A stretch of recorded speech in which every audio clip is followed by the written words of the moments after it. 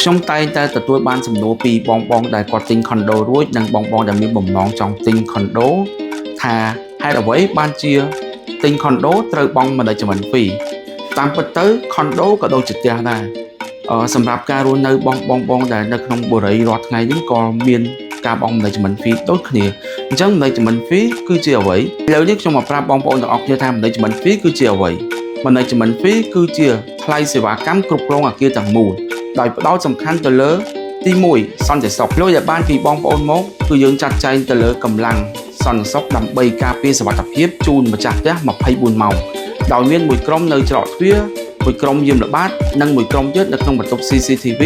ដើម្បីត្រួតពិនិត្យកាមេរ៉ាសុវត្ថិភាពជូនបងប្អូនទី2ការសម្អាតនិងថែទាំគឺយើងមានក្រុម cleaner ដើម្បីសម្អាតបរិវេណអាងហែលទឹកសួនច្បារផ្លូវដើរចំណតឡាននិងទីកន្លែងមួយចំនួនទៀតនៅក្នុងអគារខុនដូទាំងមូល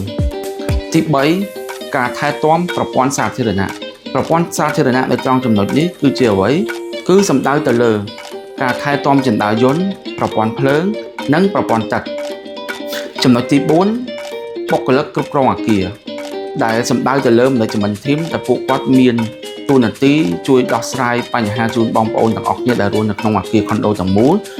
មានដូចជាពេលដែលបងប្អូនមានបញ្ហាទៅលើការយកអីវ៉ាន់ចូលខូចម៉ាស៊ីនត្រជាក់ឬក៏ប្រព័ន្ធទឹកប្រព័ន្ធភ្លើងបងប្អូនអាចទំនាក់ទំនងទៅកាន់ management team ពួកគាត់នឹងចាត់ចែងជាងឬក៏នឹងជួយដោះស្រាយបញ្ហាជូនបងប្អូនទាំងអស់គ្នាសរុបមកវិញការបង់ management fee គឺពិតជាសំខាន់បើសិនបើអគារមួយមានការគ្រប់គ្រងមិនល្អធ្វើឲ្យការរស់នៅធ្លាក់ចុះកេរ្តិ៍ឈ្មោះអត់ល្អហើយតម្លៃខុនដូក៏កាន់តែធ្លាក់ចុះផ្ទុយមកវិញបើសិនជាការគ្រប់គ្រងអគារបានល្អការរស់នៅមានសុវត្ថិភាពមានផាសុកភាពធ្វើឲ្យមនុស្សគ្រប់គ្នាតែងតែចង់មករស់នៅ